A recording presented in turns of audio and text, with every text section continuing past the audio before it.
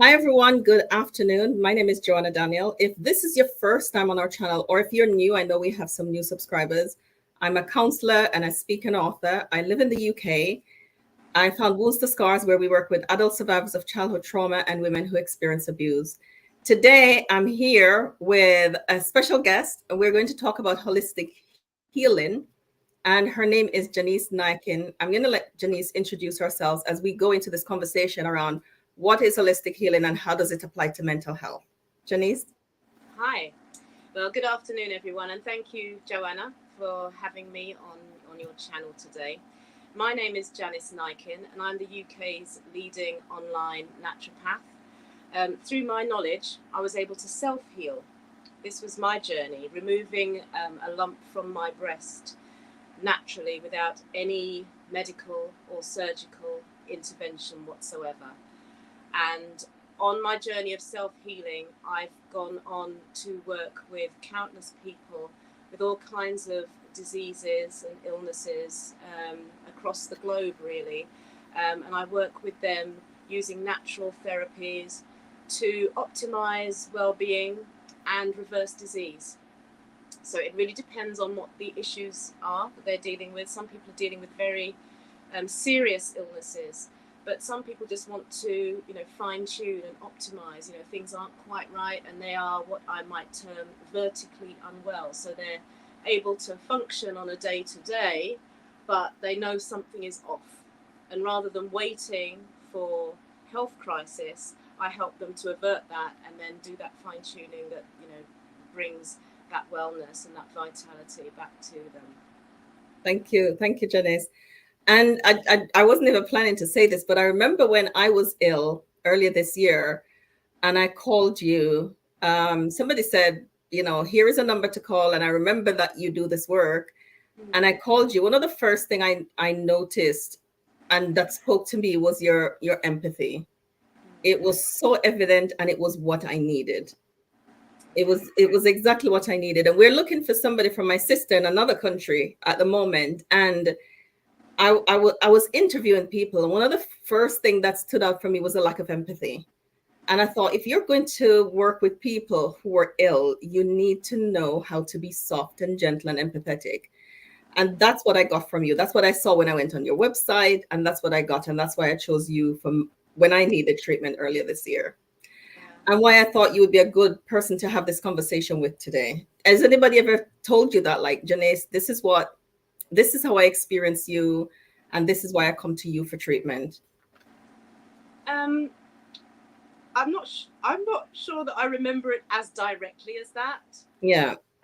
But I would say that, you know, my approach, I like to try and make complicated things simple, because I think Hmm. life is full of professionals that make things more complicated in order to kind of keep their profession going. Do you know Yeah. what I mean? Yeah. Yeah. Yeah. And for me, I think my approach to healing, I have no formula, so to speak. Mm. Mm. I connect with the person first and I listen to them and I see where they're at, what they're going through. And I think that is a large part of the healing process, has to be that in itself. Connection. We need to be heard. And, in this world, it's so ironic. We have so much facility for communicating online. But at the same time, I think the world has become more of a lonely place. And, Absolutely. and isolation is a massive, massive problem. And I've Massive seen, problem. I've taken, for example, some geriatrics who, had just gone through surgery, and some of them had strokes, and they wanted to go away to some kind of healing center in America or whatever, but because of the delicate nature of their health, they couldn't travel. So they asked me if I would create a retreat for them in the UK, which I did. And I'm telling you, just the connection, just the love, just the empathy, as you say, just made, I just saw transformation. Trans- Yeah. and people are alone, and that is a that is a killer, you know. And It so is. It is a killer. And it's so funny you mentioned connection because it's so healing, connection. But it's so interesting that you pick up on connection. And I mean, counseling is not too dissimilar, where the relationship does the work. You know, when yeah, we build right. a relationship with a client, and the relationship does the work.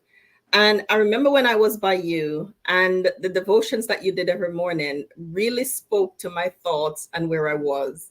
And there Mhm. was no way you could know that if you weren't connected, you know. And so Oh, that was part of the work for me. I really needed somewhere I could go rest, and that's yeah, what you provided.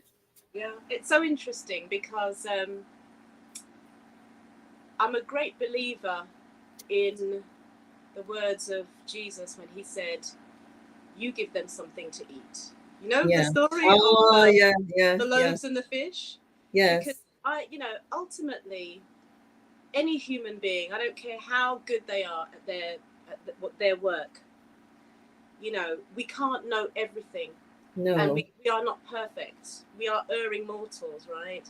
And so I rely on God to take whatever I have to give and to make it pertinent, effectual, powerful in the life of his child as he sees fit, and so for me, I give everybody's each person that I see, Mm, even each person that I may massage, because I am a massage therapist as well.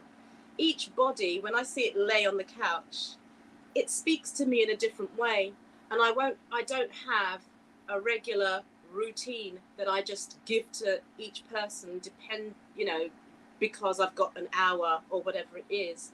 right. It's what speaks to me from them, and I can't explain it, but that will inform what I do with them. That tells me about care for people, because you have to care for people on that level to not have a formula and try to fit everybody into Mm. a formula that you have.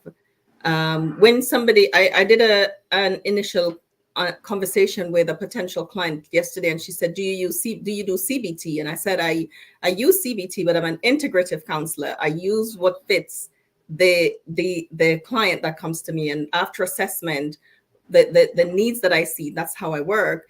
And Mm. so there's no one size. I don't fit somebody into a module that I Absolutely. feel that they should fit in. And that's what I'm hearing from you. You Yeah, work with an absolutely. individual. Everything that I do is personalized. So even Mm, on my health retreats, I do one to one, as you know, but I always do small groups. I don't want huge numbers of people. It might profit my business in financial terms, but I want each person to feel as if they're the only person that I'm looking at and working for. And because everybody's body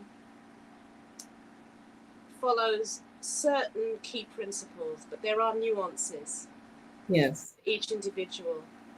And many people, when they do come to me, it's because it's often a last resort, because they've tried the doctor and the medications, and things have not gone the way they would have wanted them to.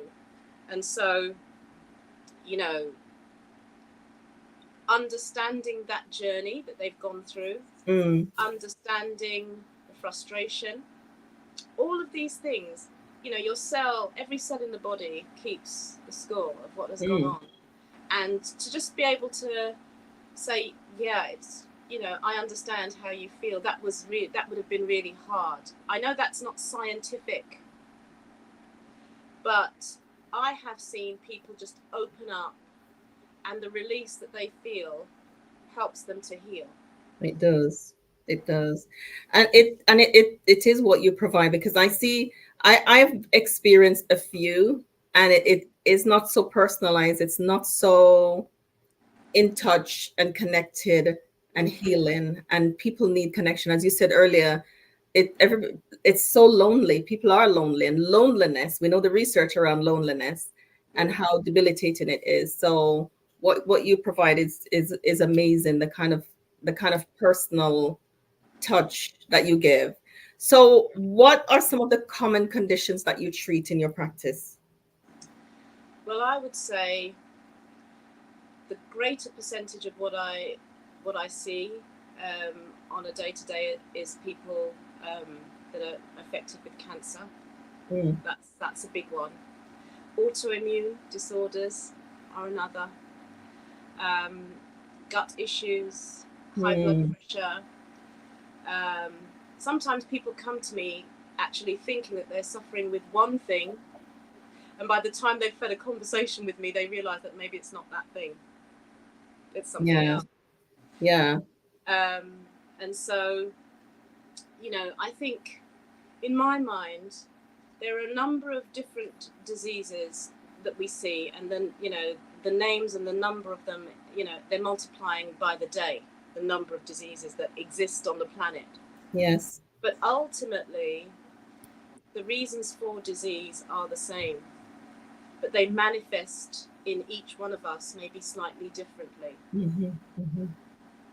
And that may be due to our, the predisposition of our genetics, Yeah.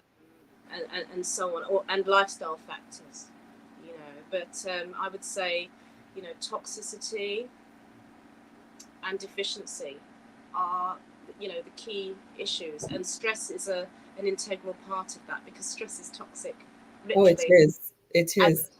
and the body does not differentiate between environmental, physiological, emotional, mental stress. It sees it and it processes it the same way Yes. internally. Yeah. Yeah, which I find Mm. so fascinating. The body is fascinating, isn't it? Mm. It's And fascinating.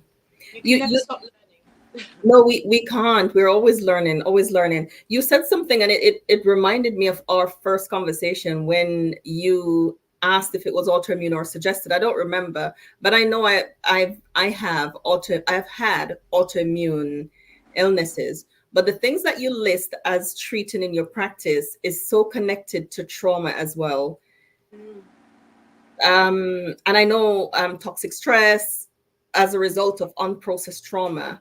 Does that ever comes up, or does people present to you with mental health, or is it a physical health? Are you able to connect the two when Yeah. people come to you? I tend to try to connect everything as far as possible, because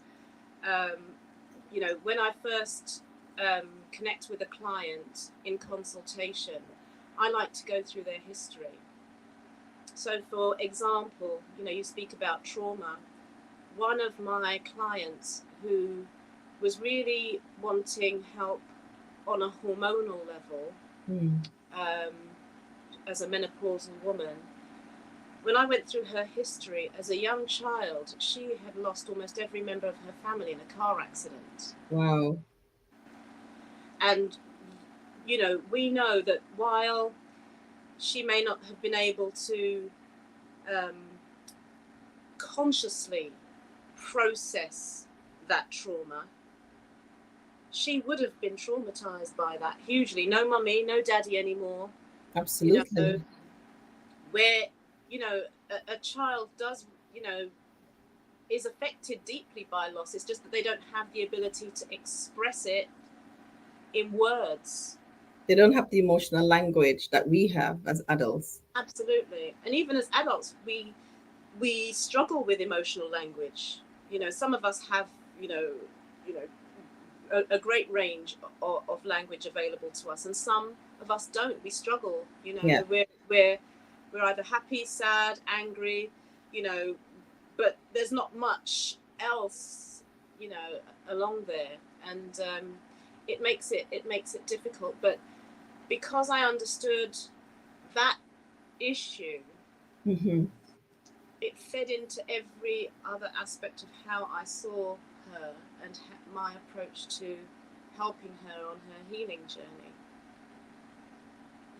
So That's trauma is beautiful. is a massive issue. But as you know, Joanna, as a professional, you know the success of engagement is also dependent upon the individual's willingness to engage with the process. Absolutely. You know, I have people that, you know, they just want to know what to take. What do I take? You might not need to be taking anything. You might just need to make some, you know, changes to your health habits, or maybe just look at the way you think about things, you know, because the way we think impacts. But they just want to know, what can I take? And for me, it's about working with people from where they are. And as you win that trust, if they continue with you, then you have the opportunity to share more of what you can the take. wealth Yes. of what is available, you know. Yes. But oftentimes, you know, and you know, there are certain types of people, particularly if, you know, if you work with, you know, professionals who have been very successful in their work and they're used to being in control. They're used to being in control, so they almost want to inform you as to how to help them. Oh, yes, yes, yes. I'm familiar with that, yes. Yeah, so it's about, as you say, the empathy, because there's safety in controlling things, as you know. And Yes. when we are not in control, it does not feel safe. So it's having that understanding and respect for where they're at, you know, and just trying to gently lead them through, you know, that healing process.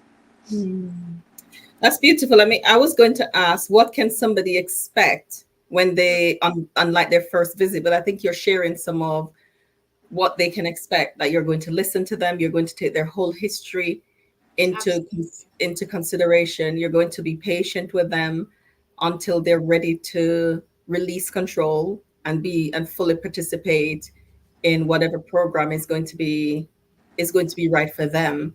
What else can people expect, like maybe on the first visit, the first call? Well, usually on the first call, once they've agreed that we would work together, they would have to fill out a consultation form, which goes through some of their history, but also, you know, their health habits, their lifestyle now. And that forms the basis of the conversation when we do actually meet online, just as you and I are speaking face to face now. Right. You know, the information that I glean from that will inform me of where the real hotspots, where the most important areas that need to be addressed, you know, and prioritized, where they lie. And then, you know, as I said, because everything is so personalized in the way I work, I will, you know, work with what I think is the first most foundational aspect of the healing. But depending on how the body responds, that will then inform what the next step will be. Right. So it's not as if I have a list of this. Okay. Right. Because, you know, I've you know, the very first person that I worked with who had cancer, I was so blown away because the cancer was gone within 5 weeks. I didn't expect that, you know. And so if I did have a list, you know, the list would have gotten blown out of the water anyway, because some people's bodies just, you know, lap everything up, and it's just amazing how the results happen so quickly. Whereas for other people, you know, and a lot of people want to say, well, how long is this, you know, how long is it going to take to work? Yeah. You know, it's how long is a piece of string. You know, your body, depending on what you've gone through, depending on how closely you follow the instructions, what else is going on in your life that may be impacting how well you can commit to the process of healing. You know, a lot of things will, you know, impact how long it takes, not least your own physiology, you know. And if you're taking other medications as well, and all of that kind of thing. So, you know, for example, there are some people that have cancer, Joanna, and they use what is called an off-label approach, where they're using a combination of off-label drugs as well as natural supplementation, and they will, you know, tune into me to help support them more on the natural side. Right. But you have, because of the medications that are at play, there's only a certain amount that you can administer on the natural side. And so it's about understanding the relationship between the two and not overwhelming the body with too much. Mm. And not, because obviously they want the effects of the medications. Yeah. And so what I might recommend, because the body recognizes these things as poisons, will work against the medications. So it's about understanding all of that and then creating a plan that will support and not override. Right. That will affect, how long the healing process takes, and the shape that it takes as well.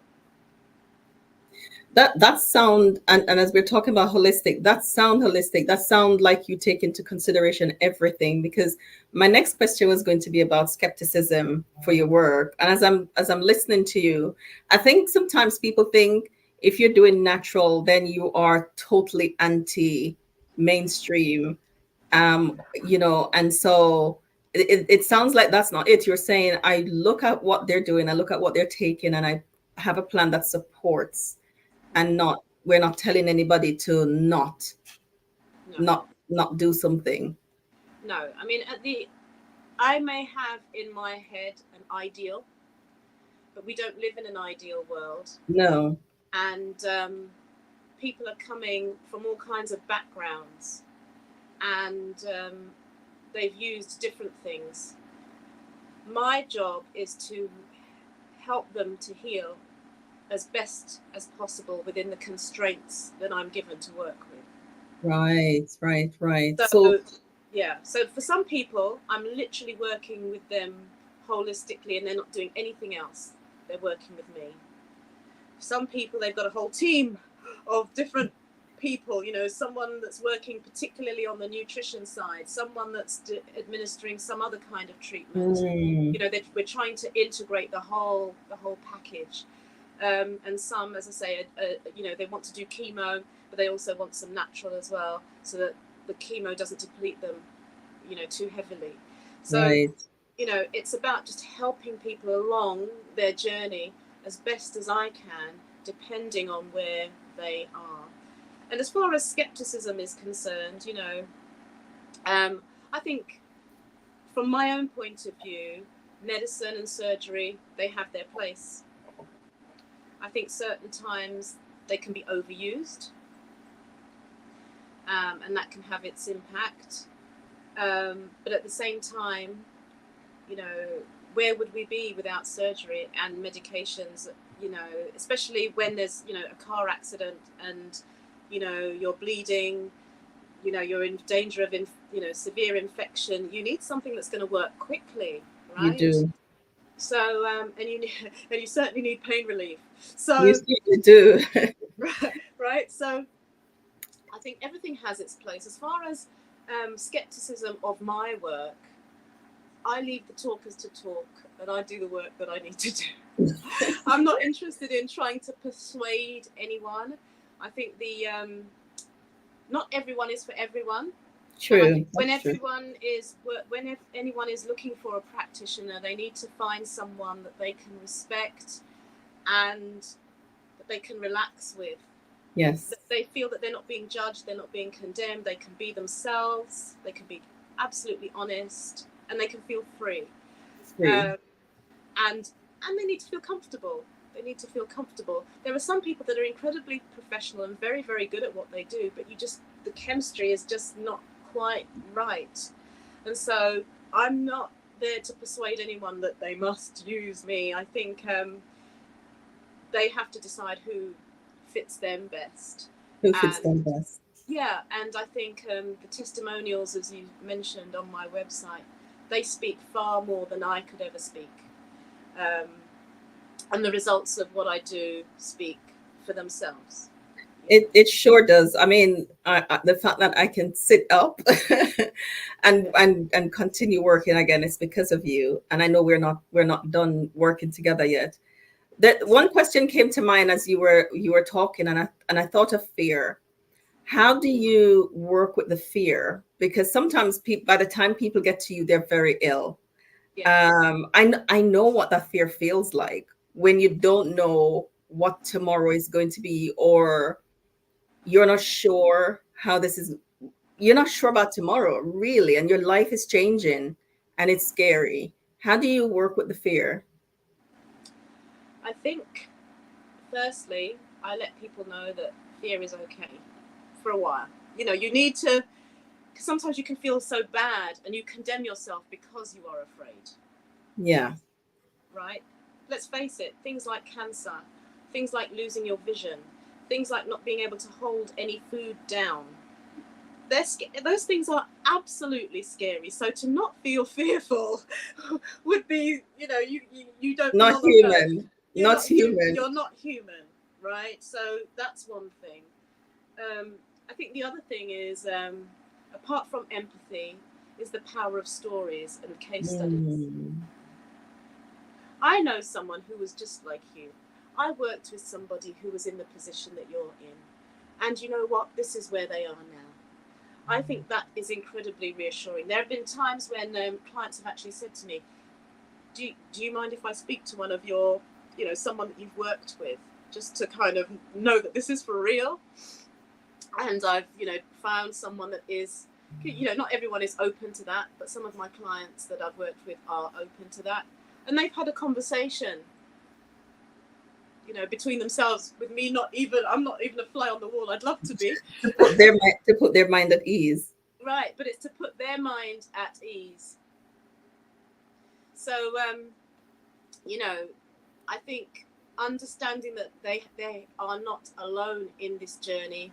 Other people have Yeah. felt that fear. Other people have come through it. I think that's incredibly reassuring. But ultimately, you know, dealing with disease is no easy thing. And I don't Mm. want to try and make out that, you know, you're never going to have dark moments where you feel, wow, is this even working? You know, but perseverance and understanding that, you know, every journey is an undulating journey, isn't it? You know, any long journey, it's not going to be just sunshine all the way. Anything worthwhile is going to require you to dig deeper than you ever have. Than you But ever have. I offer a hand to hold on that journey, you know. That is so reassuring that while somebody's digging deep and dealing with life-changing issues, that there's a hand to hold on that journey. And we all need that. Absolutely, we all need that. And the interesting thing is, though, for people that have never had that, it's very difficult for them to access it even when it's available. Absolutely. Yeah. Absolutely. It's really difficult. We need it, but we're afraid, we're not sure. Absolutely. Absolutely.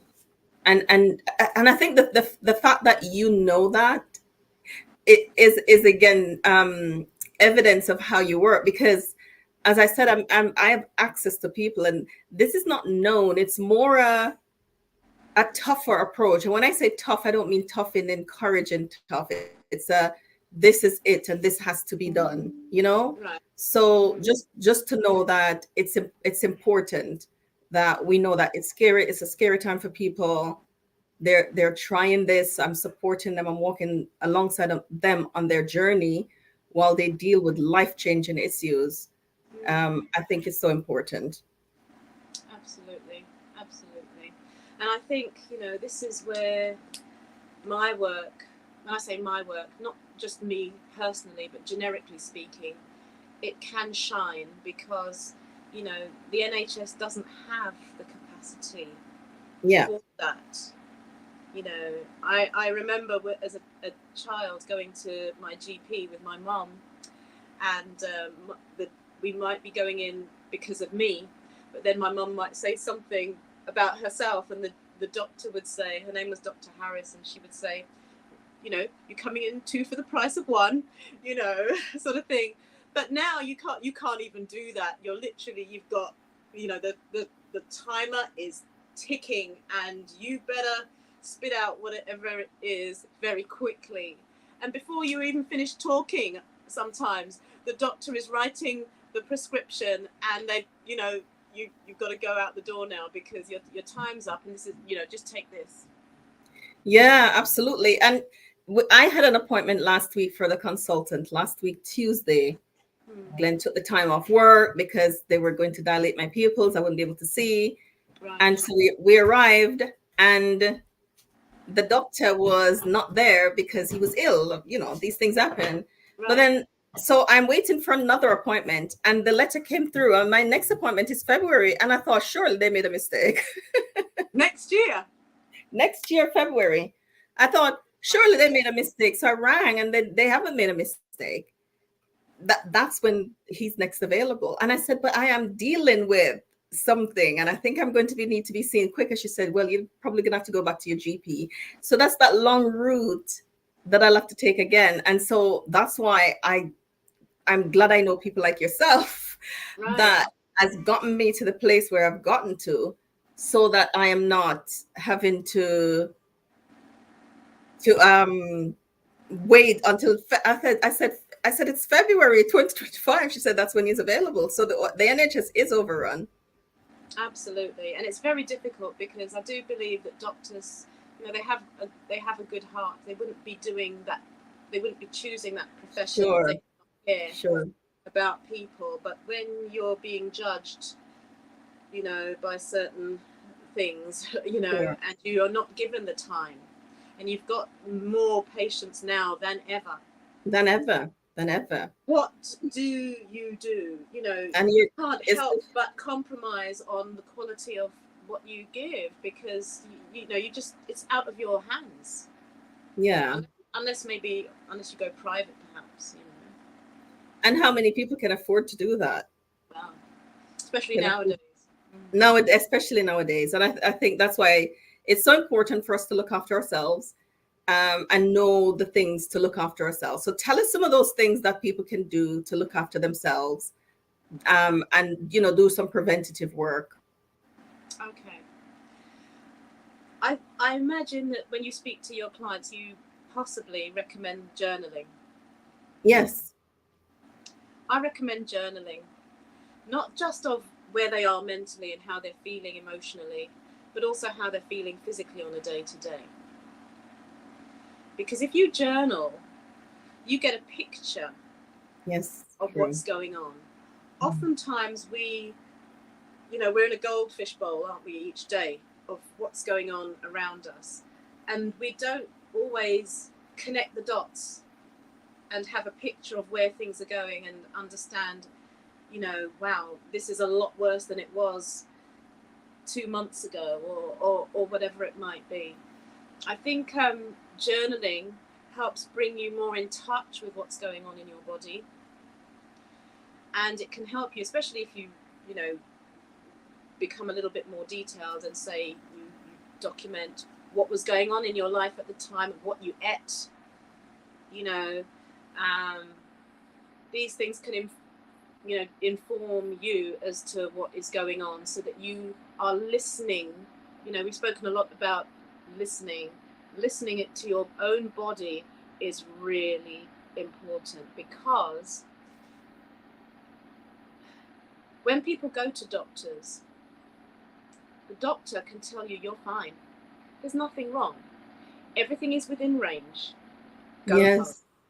Yes. But that you're not right. Not within range. Yes.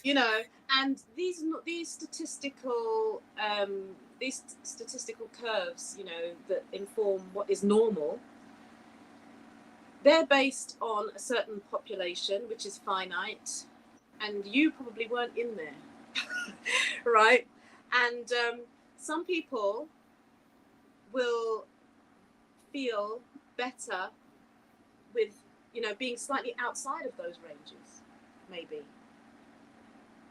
But because, the statistics say this is normal, and you're within that normal, and you don't feel right, something must be wrong with how you're seeing yourself, and, maybe you're hypochondriac or something, But I think documenting, listening to your own body, writing things down, so that when you go and you engage with a health practitioner of whatever kind, whether it's allopathic or naturopathic, you are armed with information about your own self that they cannot gainsay.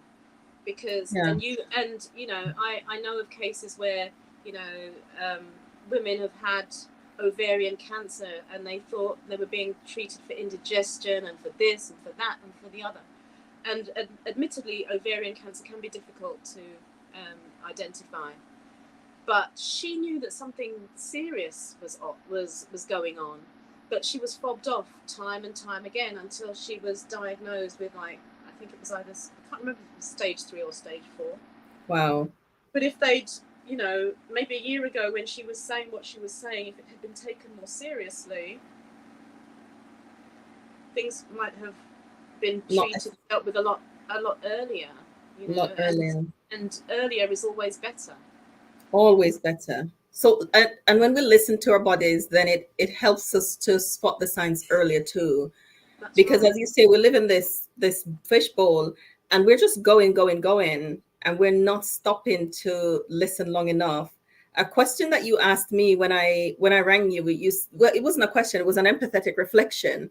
That you said, Joanna, I know the work that you do, and the work that you do is, and I don't remember exactly what you said, but it really, for the first time, I thought about the work that I do and how it might be impacting me physically.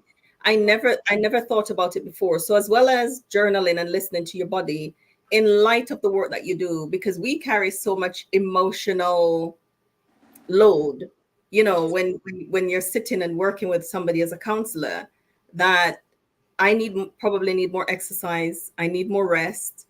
I need really dense nutrition.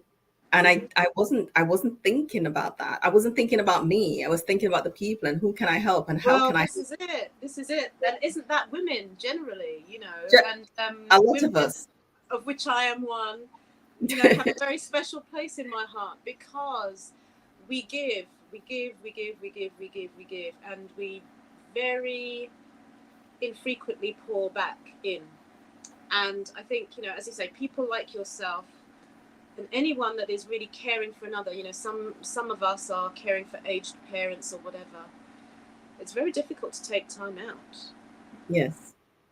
And sometimes if we do have the opportunity, we bat it away because we feel guilty that we're not being Productive. we're not being productive, we're not being responsible. But let me tell you, there is nothing wrong with having a day where you do nothing. Absolutely. And we make ourselves feel guilty about that. And I feel, you know, that it is certainly, you know, for women, this is a wound that needs to be healed because we feel we're judging ourselves by our level of performance. And the fact that you did 50 things today makes you feel better about yourself. Absolutely. Or ourselves, Absolutely. right? Than if we did just one thing. I felt really guilty because, you know, I didn't really do anything much today. But there has to be balance. There has to be balance. And, you know, our bodies are also often reflecting back to us the fact that there is a lack of balance.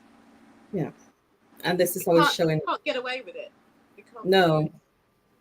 And it's showing up in a physical illness. It certainly showed up. I think it certainly showed up for me in a physical illness, a culmination of things. So a culmination of things. So in looking after your body, journaling, as you say, make a note of the things that you're eating. Pay attention to your body. I call it the lights on the dashboard. When lights come on the dashboard in our cars, we know that we need to take it to get service or we need to take it to get looked at. Right. But we miss the lights on the dashboard for us, for our bodies, and we're not going for servicing, you know, until things become extreme. So do this regularly, as we're looking after ourselves so we can have better mental and physical health. Yeah. Absolutely. How can people connect with you? People can connect with me on Facebook. They will see me if they type my name in. They will come to my Intelligent Healing page on Facebook, which is Janice Naiken, no spaces. I am Jan Bar, which is JJANBAR, on LinkedIn. Sorry, not on LinkedIn, on Instagram. But you can also put my name in on LinkedIn. You can find me there. Thank you so much for taking the time. I want to ask one more question. If somebody's considering seeing somebody who, like yourself, who works naturally, what are some of the things for them to consider? What are some of the considerations that they should? What are some of the things they should think about? Right. I think some of the things they should think about is they're committing themselves to looking after themselves in ways that they haven't done before.